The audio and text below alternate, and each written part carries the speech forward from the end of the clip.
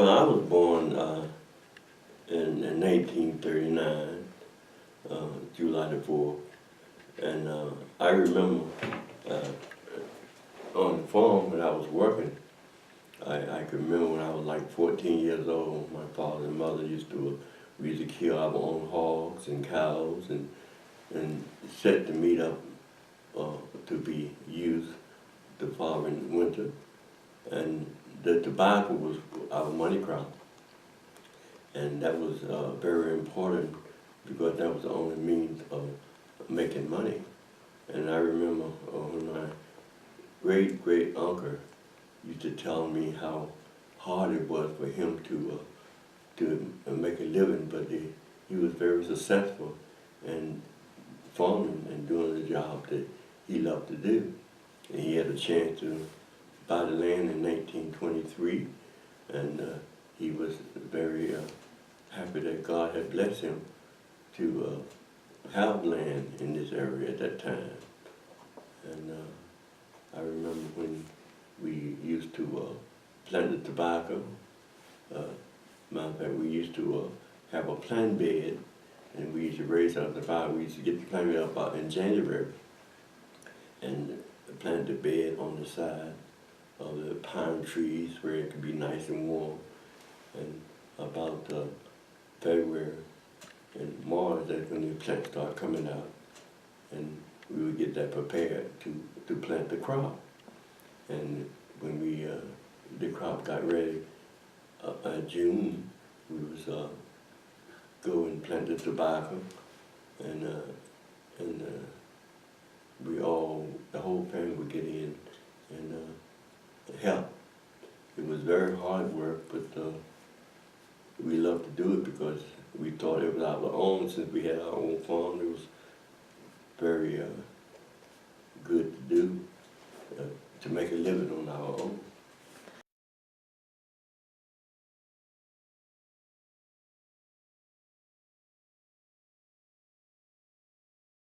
Suckers all the tobacco, and then it come to pulling the tobacco. We had to pull the right leaf and bring it to the barn to carry it. And I learned a lot about that. Matter of fact, I learned everything my father taught me, and I practically took over everything he had. Maybe about 14, 15 years old, I could just do almost anything. And I was very happy because, like I say, it was our own. We thought we were doing something to take care of the land and keep the land in good fertile condition. But when we cured the tobacco, we used to bring it up to the barn. We used to strain the tobacco, and we used to put the tobacco in the barn. Matter of fact, most of my brothers, was not long to get in the barn. I was up in the top of the barn. My mother and father used to hand me the stick, and I used to get all up in the top of the barn. My father would be on the lower side, I'd be up in the top. Putting the tobacco in, we put the tobacco in, and once we put the tobacco in there and we built the barn up, we come down and start carrying it with a low flame. I think we started something like 30 degrees, and then we raised it up to about 40 and let the leaf get golden and brown. And when it started getting golden and brown, it go up to 60 to 70 degrees. And then it was complete, ready to go into the barn to separate the tobacco and put the light leaves together, the dark leaves together, and the green leaves together, and prepare it for the market.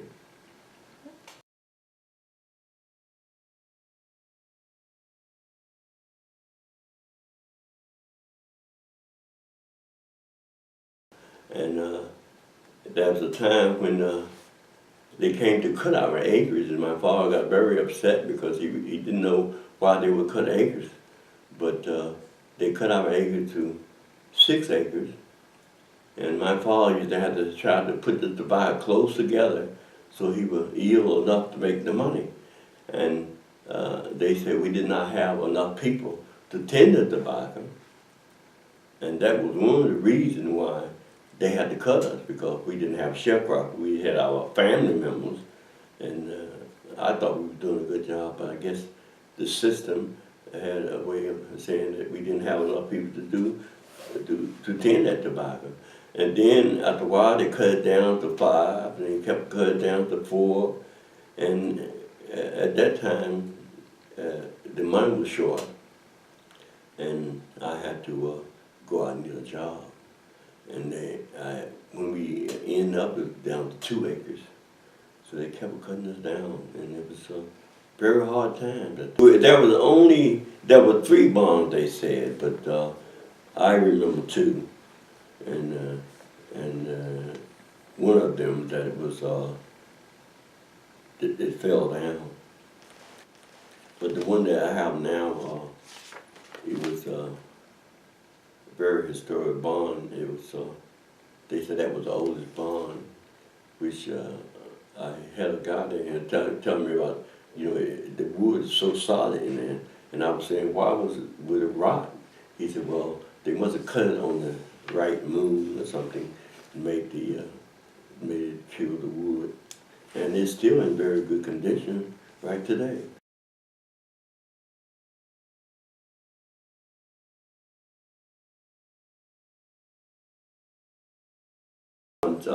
Every year, we had to take mud and rock to repair the bond because we had to cover up all the holes. So my father would, after the season of making the crop and selling it, we used to make, it was a hole there you put, it was red dirt, and we would take that and we would cover all the holes in the bond to get ready for the next year.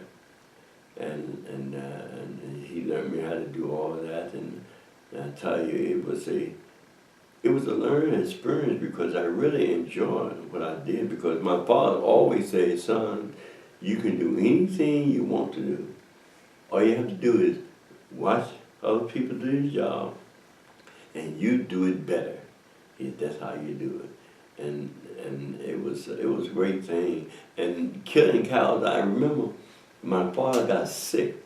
I was about 14 years old at the time, and we had 2 hogs to kill.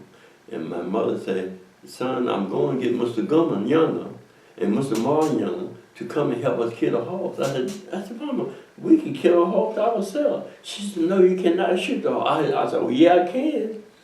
So my mother and I made the water hot, scalding water, and I shot the hog, and I went in there and get the knife and stuck him, and my mother was so shocked, was surprised I could do that. And when my father came home, he was feeling better about 7 o'clock. And he came to the barn. He saw what I was doing. He said, son, how do you know how to do that? I said, I've been watching you, Daddy.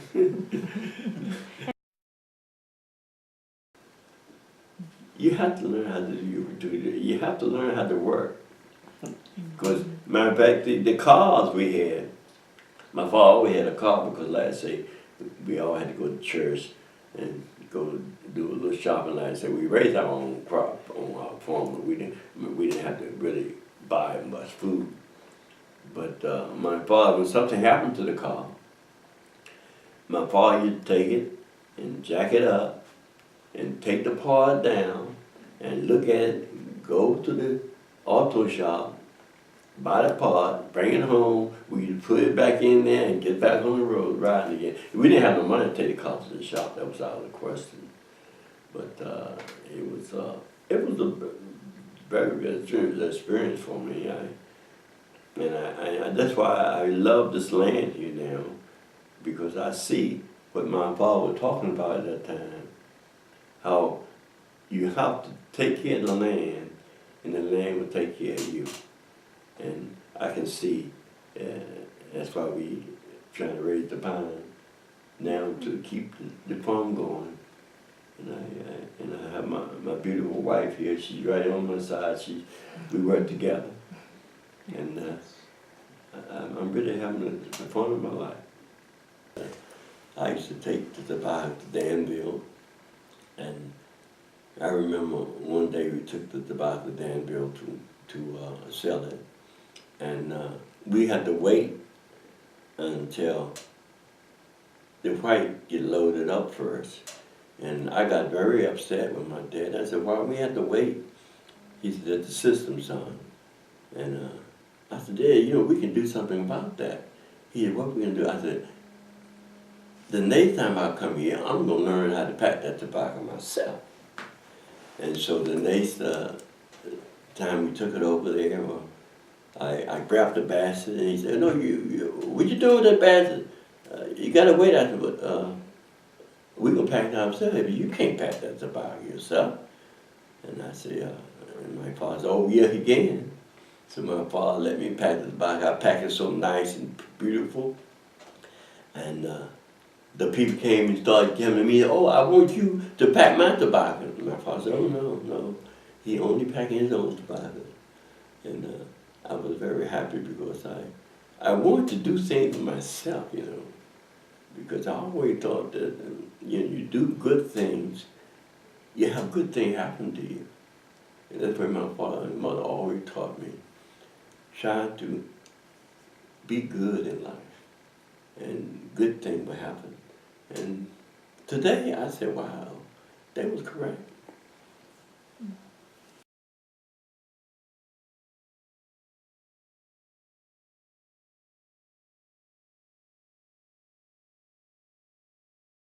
I was a very good worker. And then my father told me, son, I think you should leave here because we just not making no money. And that's why I went to New York City. And I started working at the hospital, Lincoln Hospital up there. And I did a very good job because my father always told me, when you get a job, do it better than anyone else. And people will notice you, and they will recognize you, and they will want you to work for them. And all that happened so truly, and I just motivate myself, and they really saw me, and they did a great job.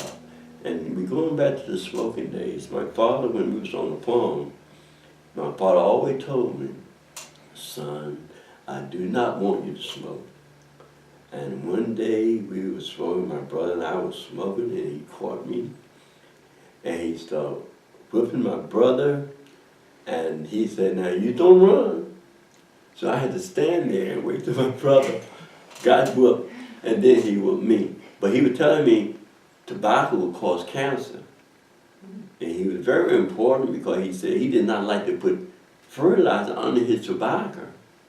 He liked to use organic material on the tobacco because, son, he said, after a while, this tobacco is going to be killing people. And that was when I was young, 16, 17 years old. He would tell me that, and that's one reason why I don't smoke today. Because he taught me smoking is not healthy.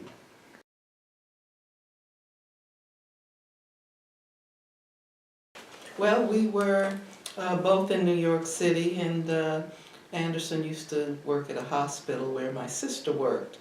And he had called one night to find out how my sister was doing, and I told him that she was married and had a child, and he said, well, that's very good news. And then he said, what are you doing tomorrow night?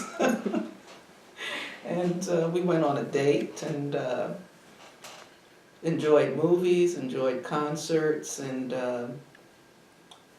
he asked me to marry him, and I said, sounds good to me. And he brought me in 1974 to Chatham, Virginia to meet his parents, both wonderful people.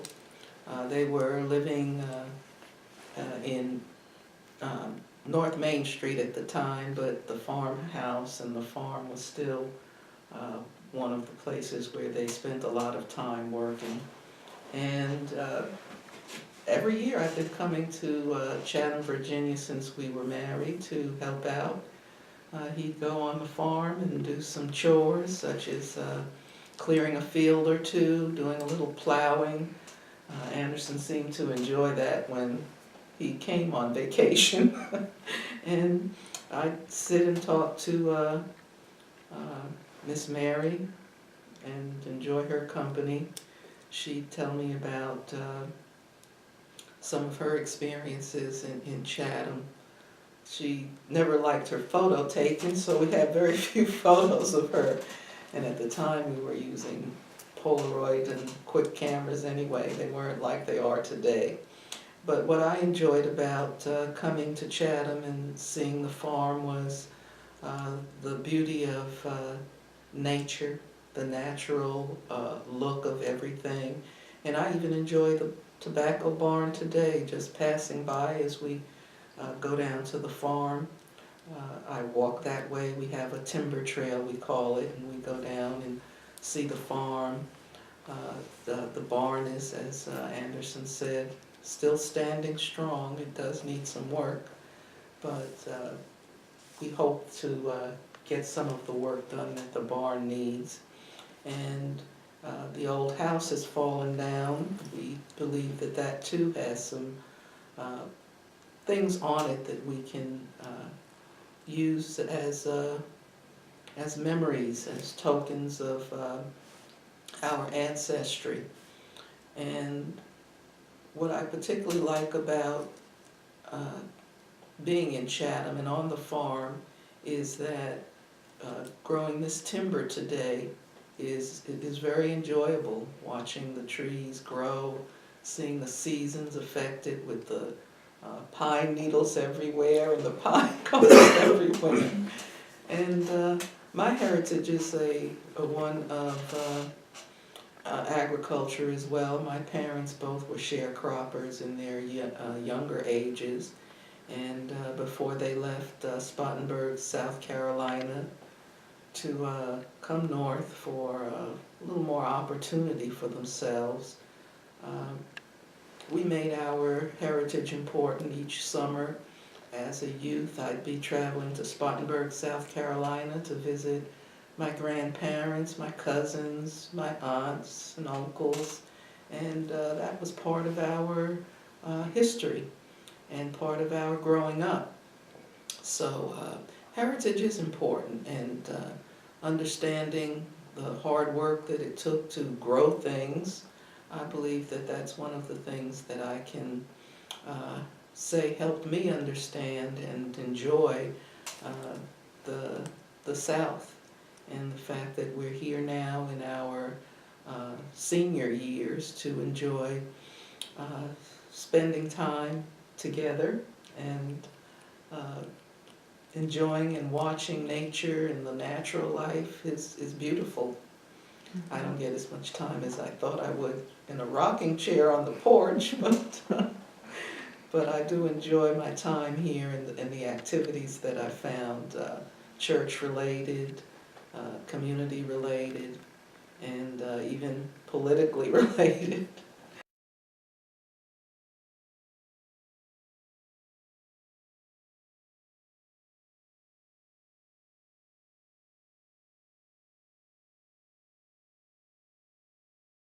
And I brought my camera, and I took photos of the farm, the tobacco and all.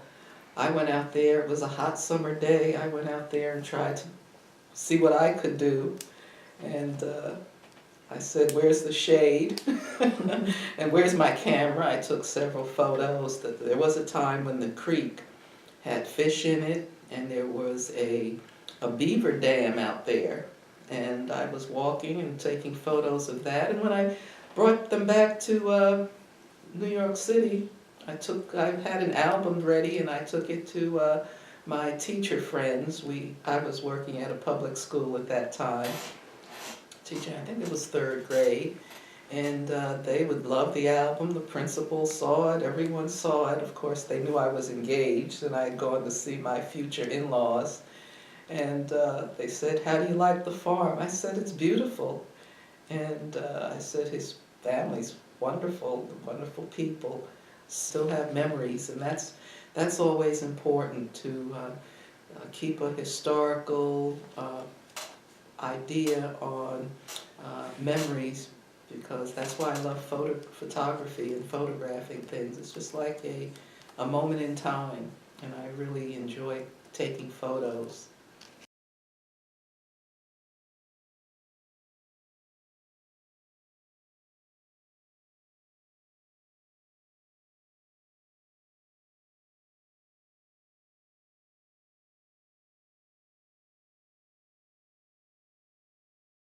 don't say we were rich. In fact, I say we were the working poor, but I never felt poor because they always pushed education for us. They said that was our job, to go to school, to get your homework done. And we had a lot of parenting from our parents. And even though they may not have had much formal education, and they did have jobs where they had to take orders, they still were the smartest two people I knew in the world. And I admired them tremendously in my youth and even today for how they raised me and my other two sisters. So they were great role models and mentors for me and my sisters as we grew up. As my wife was telling you about it, her father was a dishwasher, and I tell you, so was I when I first went there. I was a dishwasher in Lincoln Hospital, and I found out that it was a very simple job, but I motivate myself to do a better job than anyone else. She put me in the dishwasher room one day, and the machine all dull and all looking bad and everything, so I took it up my time to make that stainless steel shine. And Miss Gordon, bless her soul, she came by one day, and she came by and she said, "Who's been working in this area?" I said, "I have." She said, "You tell me that you made that machine look new like that?" I said, "Yes, I did." She said, "Well, listen, do you want to do other things?" I said, "Yeah, I would love to be a chef or a cook." She said, "Well, look, I'm going to start you as a waiter." And that's when she started me off as a waiter, and I did that and learned how to cook, and then she promoted me as a senior cook and as a cook, and then I kept on moving up. And then I went to correction department, and I just kept on motivating. And matter of fact, Matt Micken, she was the commissioner of the correction department. She saw me there one day, and she was hungry. I gave her a nice sandwich, cheese and ham, and she said she was hungry. And I had just made me an upside down pineapple cake, and I cut it for her, and I told her, she said, "Why don't you become manager?" I said, "I put in for the 7th time, and they said I wasn't qualified." She said, "They say you wasn't qualified?" I said, "Yeah." She said, "Well, I'm promoting you today as a manager, and Wednesday, your bosses will come and congratulate you." And I tell you, I was so happy. And from then on, because I was doing the manager job, I was doing the senior cook job, I was doing the dietitian job, and the administrator job for 2 years. And she saw that on paper, and so she said, well, she promoted me. And that's how I got promoted, and I retired from that place.